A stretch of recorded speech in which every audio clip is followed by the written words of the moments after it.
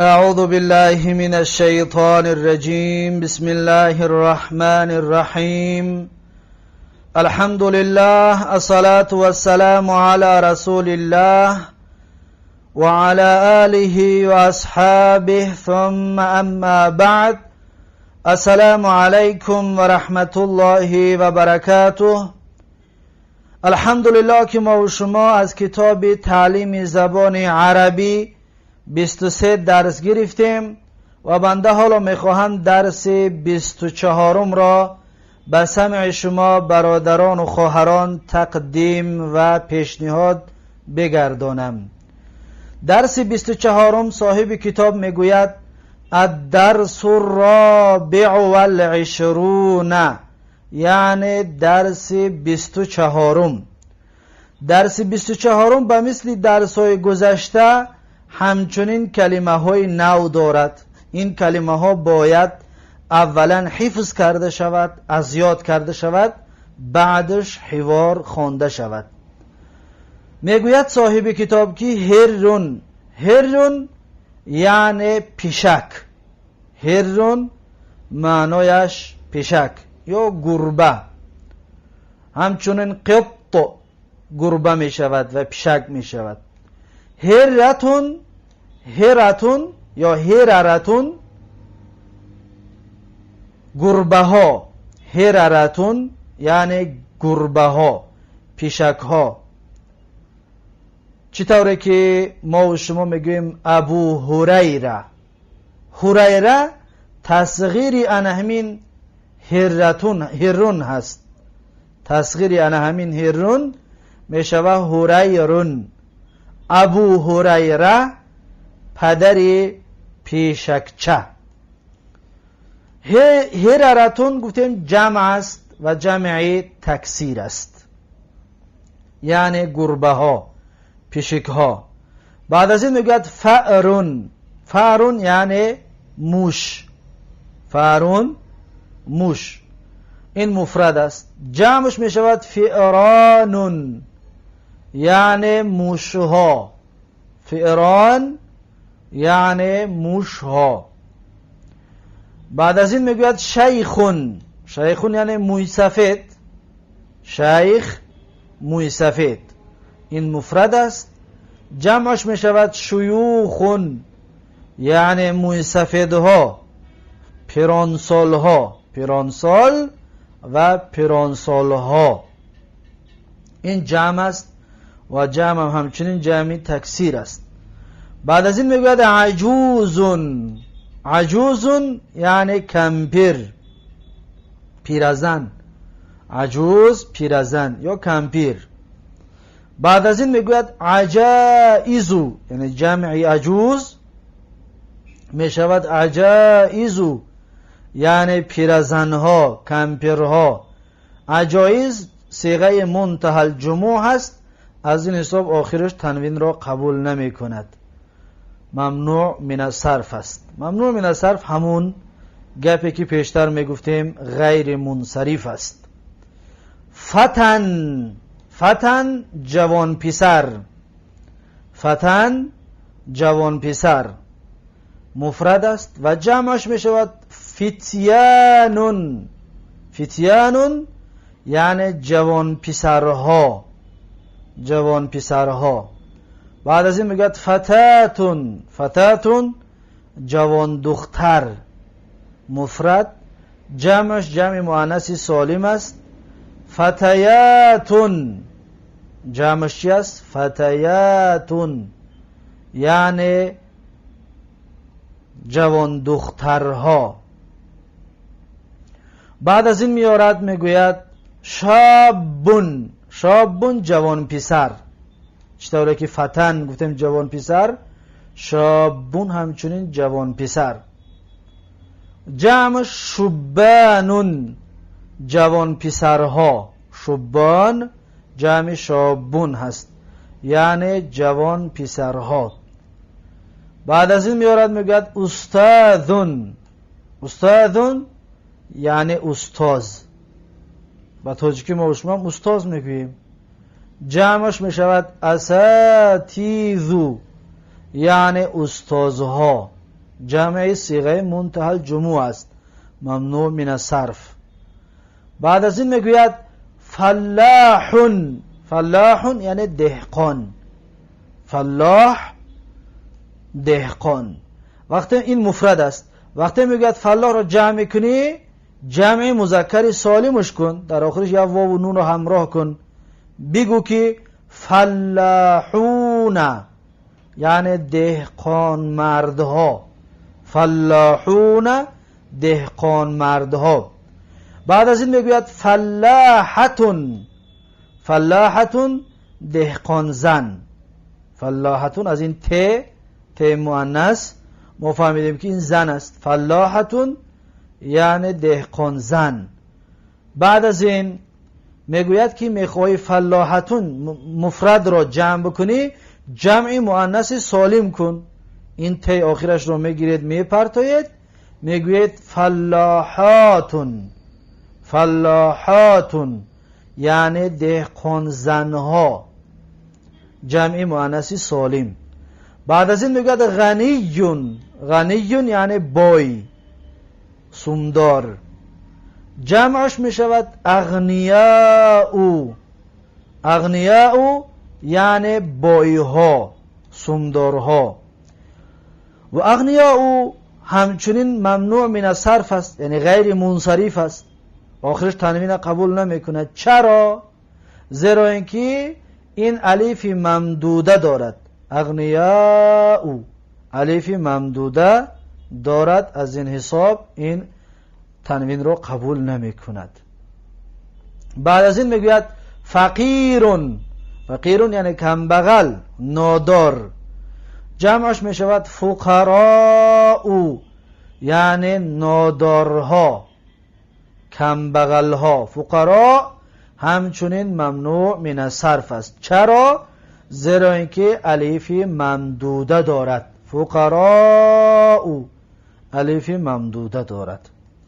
بعد از این میگوید مشهورون. مشهورون یعنی مشهور، معروف. با تاجیکی ما و شما میگیم مشهور است. مثلا یک عالم یا دانشمند میگیم بسیار مشهور است، یعنی همه میشناسندش. بعد از این میگوید مشاهیرو یعنی مشهورها.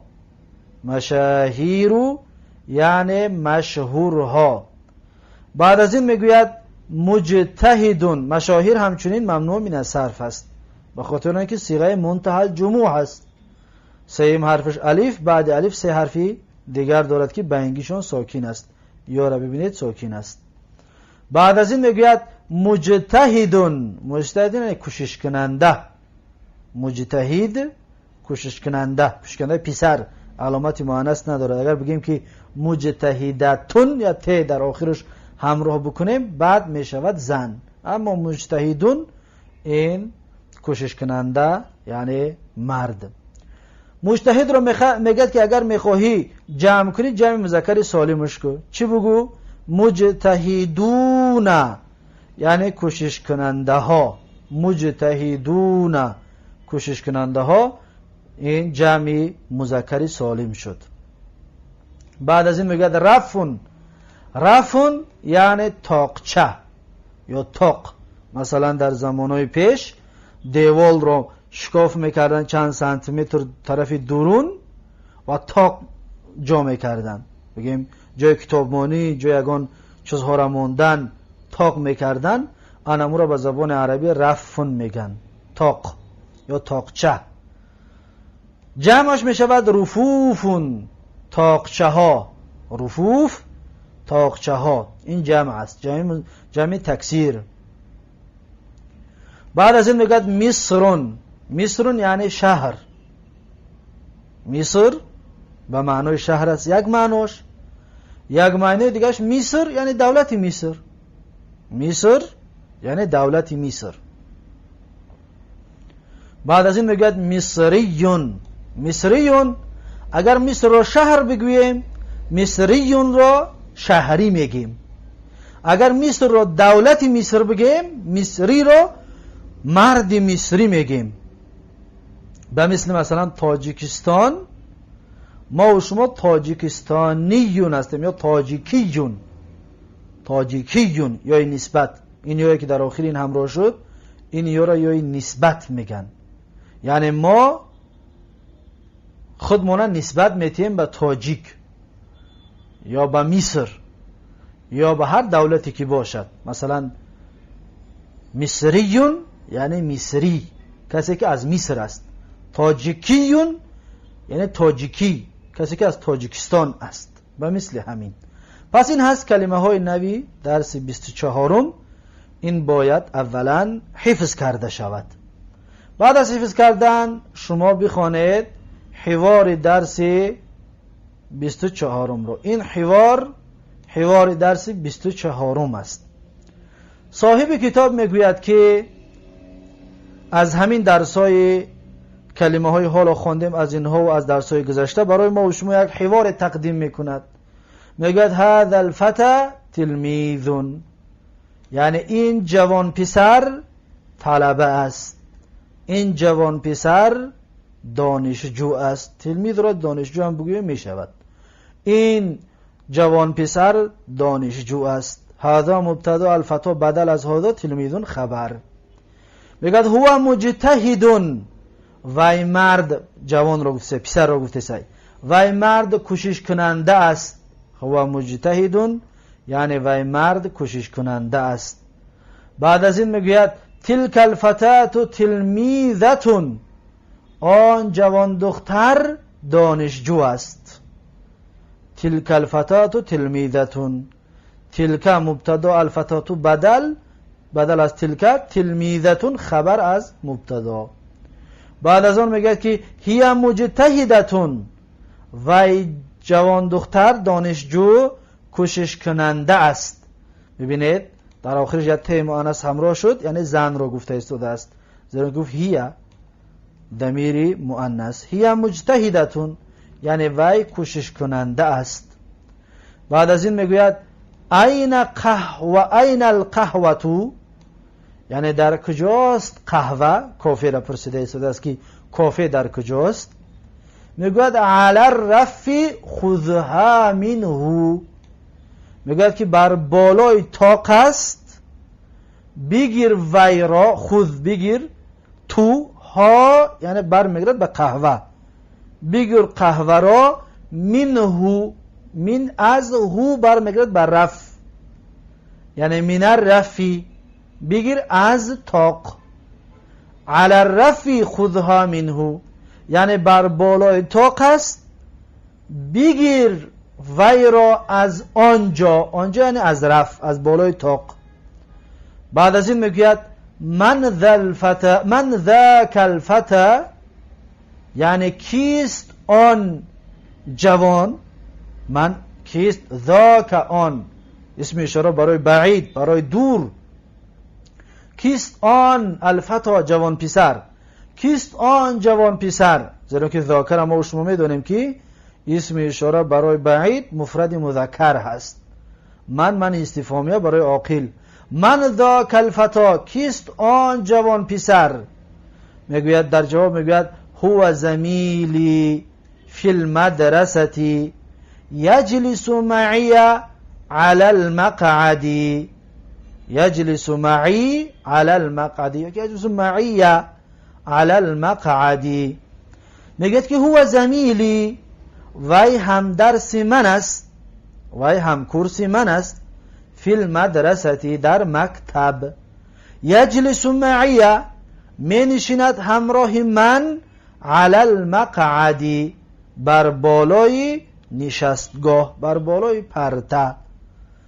هو زمیلی فی المدرسه، وی هم صنف من است در مدرسه، یجلس معی علی المقعد می نشیند همراه من یا می نشیند با من بر بالای نشستگاه، بر بالای پرده. بعد از این میگوید لی فی المدرسه زملاء کثیرون، یعنی همراه من در مدرسه رفیقهای زیاد است، یا زملا هم درسا و هم کورسای زیاد است. لی همراه من میشود بگم یا دارم من، لی فی المدرسه دارم من در مدرسه، زملاء کثیرون یعنی همدرسان بسیار.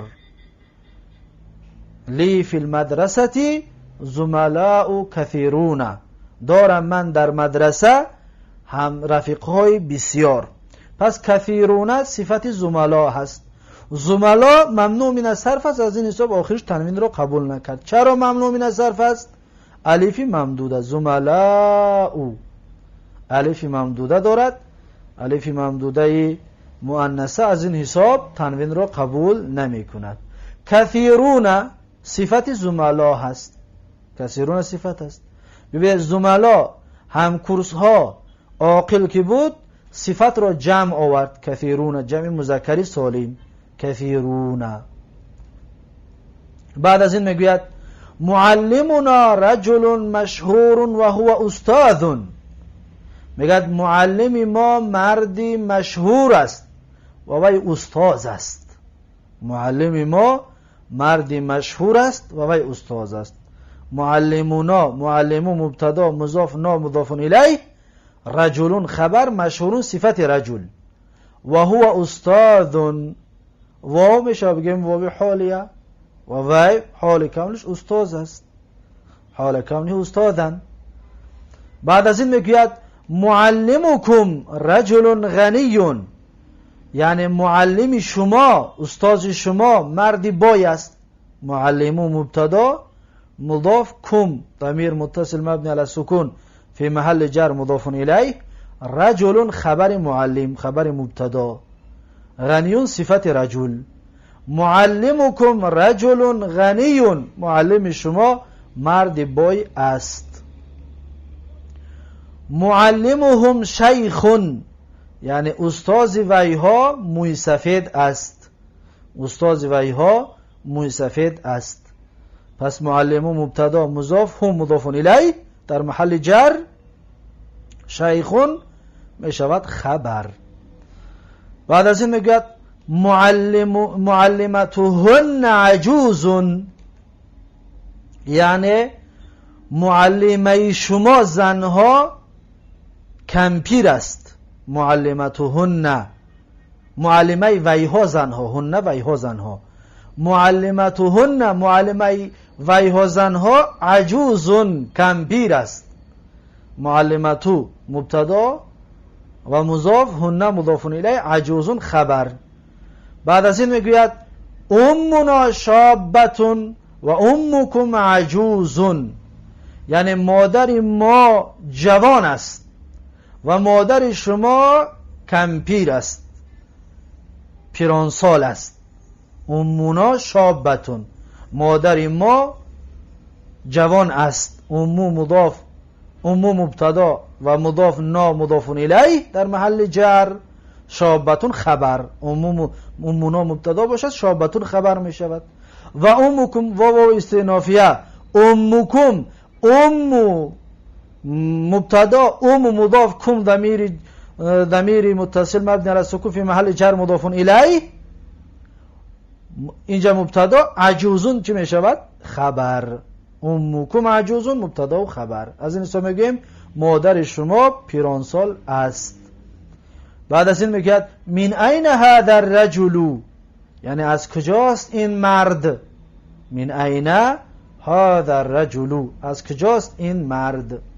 من این جار و مجرور متعلق به کائن، خبر مقدم، هذا مبتدا مؤخر، هذا الرجل، الرجل بدل از هذا.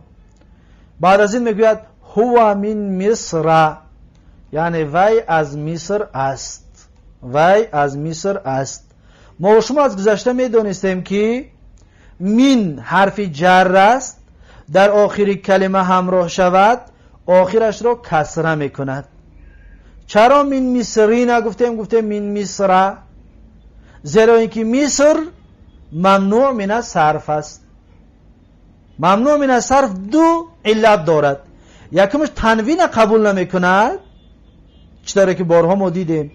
دویمش کسره را قبول نمی کند، مصری نمی شود. مصر، من مصر، ممنوع من الصرف، کسره نمی شود. از این حساب میگیم من حرف جر، مصر اسم مجرور وعلامة جره الفتح نيابة عن الكسرة لأنه ممنوع من الصرف. هو من مصر، وی از مصر است. هو فلاح مصری، یعنی وی دهقانی مصری است، وی دهقان است، از مصر است. هو فلاح مصری، وی دهقان مصری است. هو مبتدا، فلاح خبر، مصری صفت فلاح، صفت فلاح. بعد از این میگوید من این تلک العجوز، یعنی از کجاست آن کمپیر. من این از کجاست، تلک العجوز آن کمپیر. من این جار و مجرور متعلق به کائن خبر مقدم، تلک مبتدا مؤخر، العجوز بدل از تلک. تلک را ما میدونیم که ضمیری اسم اشاره، تلک اسم اشاره است. اسم اشاره برای بعید است، برای بعید مؤنث. اسم اشاره للمؤنث و للبعید، برای دور است. بعد از این میگه هی من مصر ایضا، یعنی وی از مصر است همچنین، یا وی از مصر است نیز.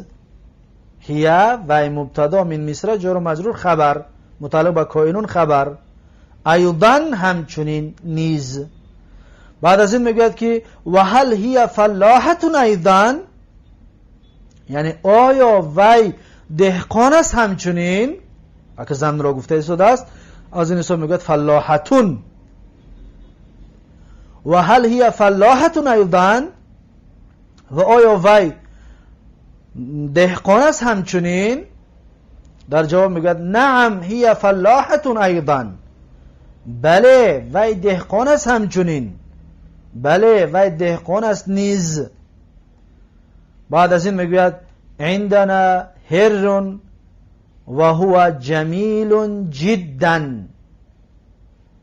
و هو جمیل جدا. الهر یأکل الفأر، الهر یأکل الفأر، یعنی میگوید عندنا، عند گفتیم در نزد ما میشود یا داریم ما، درجه میشود بگیم داریم ما. عندنا یعنی داریم ما، هرون پیشک، یعنی ما پیشک داریم. و هو جمیل جدا، و وی زیباست به نهایت. جمیل یعنی زیبا، خوشرو، و وی زیباست جدا به نهایت. الهر یأکل الفأر، یعنی پیشک میخورد موش را. الهر یأکل الفأر، پیشک میخورد موش را. فی بیتکم فئران کثیرة ولیس عندکم هر، میگوید در خانه شما موش بسیار است، موشای بسیار است. ولیس عندکم، و نیست در نزد شما. میشه اینجا در نزدی بگوییم، یا نداری هم بگوییم میشه و ندارید شما. ولیس عندکم، ندارید شما پیشک. دقت دادید؟ فی بیتکم یعنی در خانه شما، فئران کثیرتون، موشهای بسیار است. ولیس عندکم هرون، و نیست نزد شما پیشک، یا ندارید شما پیشک. هر دی ترجمه جایز است. ولیس از اخوات کان است. عندکم ظرف متعلقش کائنا خبر مقدم لیسه می شود.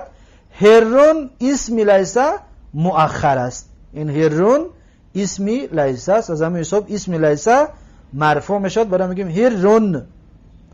پس این هست درس 24 از کتاب تعلیم زبان عربی، و در اینجا این درس را به پایان میرسانم.